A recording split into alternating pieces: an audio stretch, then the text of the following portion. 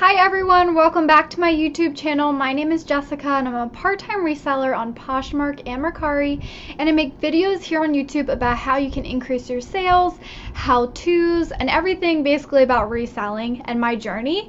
And I wanted to do a Q&A video because I got a couple of different questions from some subscribers and from Instagram, so I just wanted to address some of the answers that I have. This is my personal opinion on these questions, so you know, take it with a grain of salt. Everyone has their own opinions, but I thought I would share mine. And before I get into this video, I do want to say thank you so much to everyone that shared their thoughts and their feelings about their Poshmark closet on my last YouTube video, because I shared my feelings on my summer slowdown struggle on Poshmark, and a lot of you, hundreds of you actually, expressed how you felt currently with Poshmark. And of course I always want to have a positive platform and share positive and encouraging thoughts, but I also want to be raw and real and honest with all of you, and I truly appreciate that all of you did that as well and just shared your stories. And it was so humbling to see everybody share their current Poshmark journeys, because that's really what it is. It's not everyone is an expert at reselling. We're all going through a journey of trying to figure it out. You are your own your own boss, really. Poshmark's not sitting there saying you need to do this, this, this, and this, and you're gonna make so much money. You're really figuring it out on your own. So I really do appreciate everyone just sharing all of their thoughts and feelings, and it was just so nice to see like a community come together. And that's the whole point of why I made this YouTube channel, is to show you all my journey, help you all out, and the fact that I could create a community on this channel is amazing, and I love it so much. It's like virtual friends. I love it, with the same passions. So I just have a couple of different questions I wanted to go over today. I don't want to make this video like super long. So I picked 4 questions that I thought would be good to discuss, and let's just jump right into this. Okay, so the first one I got was from Pursue Your Dreams. This person did not leave their Poshmark closet name, so I'm not sure what it is, but the comment was, "Hi, I'm new to Poshmark and your tips were indeed helpful and encouraging. Thank you. Can you share with us if you list your personal items on Poshmark or items bought from Goodwill, etc.?" So I'm going to start with when I first started on the Poshmark app about 2 years ago. My husband and I were moving from an apartment to a house, and before we started to move, I said I want to get rid of all this stuff that all this clothing and shoes that I've had for years, like back in high school. I just want to get rid of it all and start fresh in the new house, just have a fresh beginning and start over. So I heard of Poshmark through actually a fitness YouTuber because I'm very into fitness, so I followed them on YouTube. I follow a lot of fitness influencers on YouTube, and they were talking about putting stuff on Poshmark, and I was like, oh, I'll try it out. So that's how I got started on Poshmark, long story short. And I was like, oh, I'm just going to put my stuff on there. So everything when I first started was my own personal items. I had like Nike sneakers, Air Maxes. I had just like leggings and t-shirts and dresses, casual wear. I had like work attire, business attire wear. So it was like a mix of everything you can think of, but it was from my own closet. And I sold so much stuff when I first started, and it was all my own stuff. Clearly it had like a theme because it was my own closet. So it wasn't like random brands or anything like that. Like they all made sense. Like J. Crew, Banana Republic, like it all fit within the same like genre, I guess you could say, of fashion. So I did start with just selling for my personal closet. Then I got into, I always had a YouTube channel. I used to have fitness it used to be like primarily fitness, so if you look back at my videos, it was like all fitness because I did like competitions and stuff. But then I started watching people on YouTube do Poshmark, and I was like, huh, they were talking about going to Goodwill and thrifting, and I was like, well, I know my aunt thrifts and it's really cool, but I didn't know you could like resell for this much money and like make this a full-time or part-time living. So that's what I started to do. I was influenced by YouTubers just like myself, and started to go thrifting, and I realized, oh my gosh, I can actually make money, like real money, like continuously by doing this. And I was running out of things I wanted to sell from my own personal closet, so I started thrifting, and then I started to become good at it, and it kind of became addictive, which you all probably can relate to. So yes, in the beginning, to answer your question, in the beginning, I did use just my personal items. And then after like a year, I started going to Goodwill and going thrifting and reselling from the Goodwill bins, the regular Goodwill. On like special 50% off days, I would go there to get like stuff that was under $4. But still to this day, especially with the home market now, I am using things that are my own personal items that I've had for a while. And actually, I am planning on this week making a video of going around my house and picking things to put on Poshmark, because I want to show you guys like the whole process of how I'm going to do it with the home market. I do have a couple of items, and I've actually sold some of them too, which is really cool, for the home market. So I am still using my own personal items because it matches my closet, but I do have a lot of thrifted items as well. Okay, the next one, this one is a little lengthy, but I really wanted to share this because I thought this was such a great thing to bring up and share with everyone. So this was commented on my last video about my summer slowdown, and it's by Shay B is the YouTube name, and it says, I have the same frustrations. I also sell part-time on both platforms. I work full-time and want to actually do reselling full-time, but I'm not exactly there yet. One thing I don't understand is if I'm looking on Posh and come across a picture of an item that is on a bed or just on the floor, and that item was just listed like for an hour with no measurements, and gets 20 likes within that hour, and then I list something, measurements and all, I might get 1 like a few days later, lol. It's frustrating because it takes time. I stick with it though because I enjoy it. We can't leave our day jobs just yet. So I really wanted to bring that up because it's such a good point, and it is so frustrating. And if y'all can relate, definitely comment down below. But there's a couple different things that come to mind when I first read that, and it's not particularly a question, but just like a really great comment. So when a lot of users, and me myself, when we first start on Poshmark, we don't know anything about, unless you like follow YouTubers or Instagram or something, you don't really know like what's the overall idea on Poshmark. You don't know that you need to have perfect photos or a very great description and measurements and a great price and all this stuff. You just might throw it over a chair.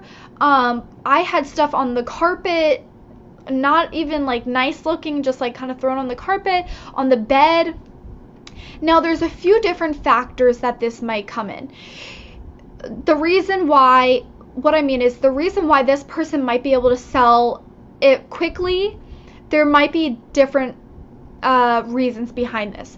So one thing I think of right away is their price. Their price might be half of what, and I'm going to just use myself as an example. So if I had a Vineyard Vine dress for $55 and it was hung very nicely on a white background, was ironed and steamed and just looked perfect, and the quality of the photo was very nice, the description had all the measurements, the price was $55. Then Miss Sally Lou just throws her same exact Vineyard Vine dress onto the bed and is brand new to Poshmark, just doesn't know anything about resell or like the platform and pictures and all that stuff, and just puts it on the bed. But she lists it for $30. Me, myself, I'm gonna take the cheaper price, the lower price, if it's the same dress, and I don't really care if it's hung on a clear background and has been steamed. I want the cheaper price. The purpose for Poshmark is to get a good deal. People that are buying on the platform, they want a good deal. I don't care where the Lululemon shorts are hung up. I don't care where the dress is hung up. I mean, of course, not like over a trash can or a dumpster or something like that. I'm being like realistic, like over a bed or a chair or a shower curtain or something that's not like a nice background. As long as the price is good, I don't think anyone really cares. And think of it this way too. A new buyer who's like, oh, I really need a Vineyard Vine dress for this wedding this summer. They have no idea, as well as the person selling it, about the whole background idea. They're just looking for a good price. Now, us sellers who spend so much time making a nice background and all of that, of course, we pay attention to those kind of things when we're purchasing items. Like it's more meaningful because we do it as well, if that makes sense. But someone who's just trying to find a good price probably doesn't care as much. So I really wanted to touch on that the price has so much to do with it. And actually, someone else commented on my last video and said they were just a buyer, and they were saying how like shipping is just, it adds on so much when they're looking at the overall price that they want to spend on the item, and then it almost ends up being just as much as the website, where you might be selling secondhand, where the website, it's firsthand, it's right off of their, like, brand new with tags, and maybe it's a couple dollar difference. Like, people are really, they want a good deal. They don't want to spend almost the same amount on Poshmark that they could on the actual website. So please definitely keep that in mind, that your pricing has a lot to do with it. Just because you have measurements, just because you have beautiful pictures, a great background, you spend so much time steaming that dress, and the other one's wrinkly, but it has a better price. I truly believe that the pricing means so much more than the actual image, which I know that sucks because we spend so much time, but it's just my personal opinion that pricing means that much. There's a lot, I mean, it's the whole idea of Poshmark is to get a better price than what you would pay on the actual website. So just keep that in mind, just for reference. Okay, so this person says, Melissa Kirby, I am tired of sharing and following nonsense. Very few sales since May. Great photos, share, follow, to no avail. Is Poshmark mostly sellers now? The 20% is ridiculous. Is it a scam? So there's a lot of different opinions, and thank you for expressing your thoughts and feelings as well on the last video. So it's not a scam. I mean, this is my personal opinion. I don't think it's a scam, but it does hurt to see like something sell on Mercari and they only take 10%, and then something sells on Poshmark and they take 20%, and I'm like, dang, I wish that sold on Mercari because I would have just made maybe a buck or two more.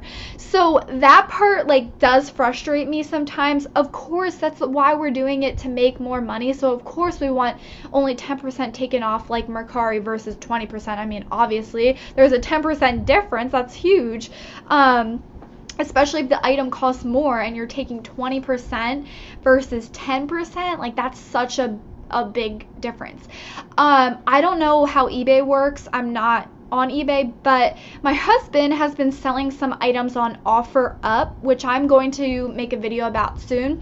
But he's been selling on OfferUp, and they only take 10% as well. So I was just talking to him about it. I'm like, that's crazy. Like, Mercari is 10%, OfferUp is 10%. Why can't Poshmark be 10%? And I don't know if they ever will. I mean, they have competitors, definitely have competitors. And some people would even say that these other platforms are better than Poshmark, and some other people might say they're not. But it's not a scam. I mean, you can still make really good money off of it. It's a great company. It's a great platform. But I do agree that the 20% versus 10%, it's like, oh, why can't you just be 10%?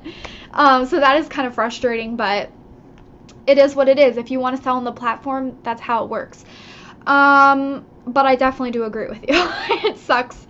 And the sharing and following, that is frustrating as well. And this is just my personal opinion.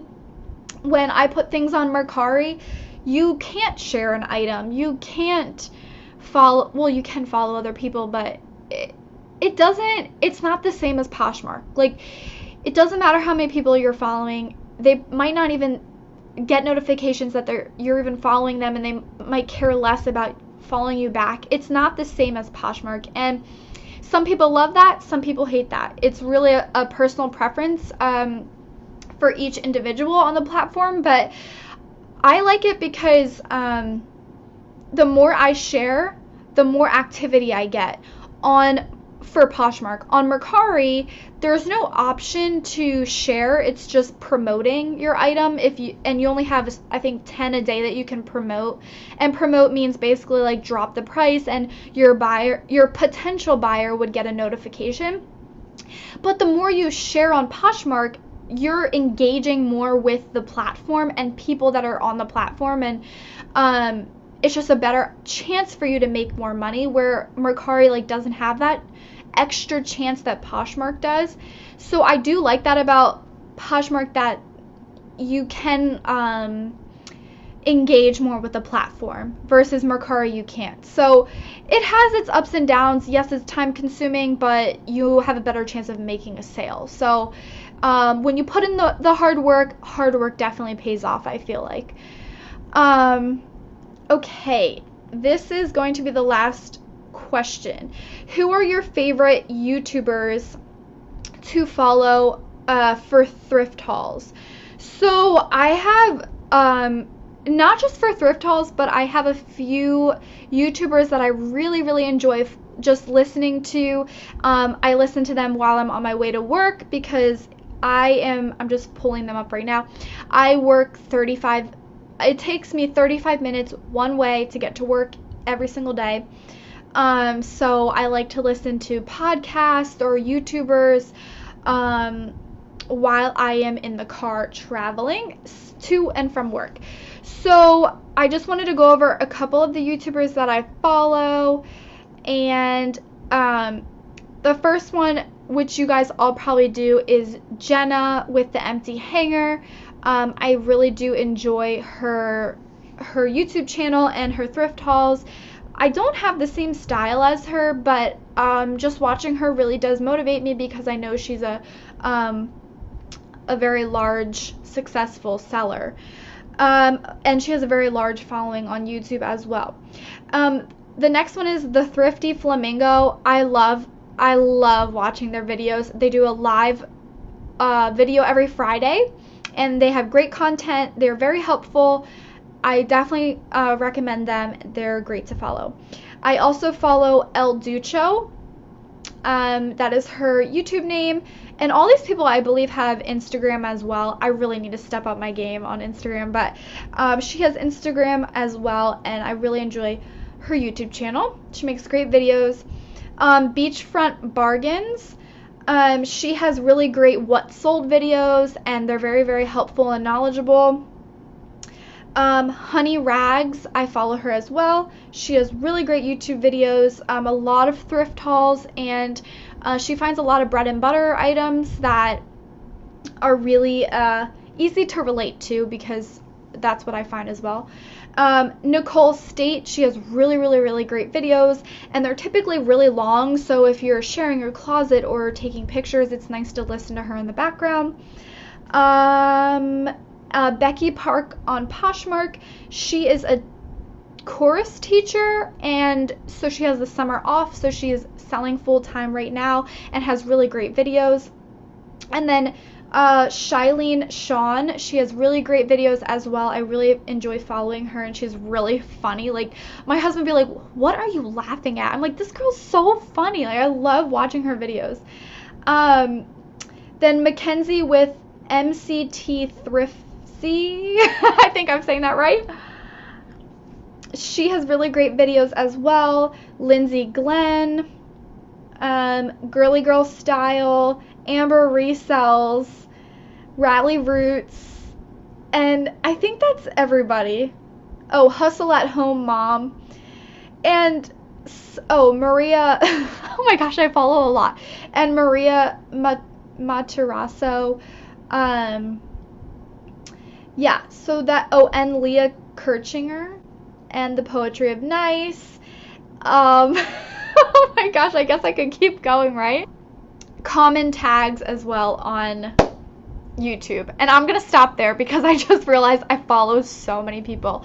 But they really help inspire me and motivate me. So if you watch my channel, I'm sure you'll enjoy theirs as well. So definitely go check them out. But this video has been long enough. See, I only picked 4 questions and I talk way too much.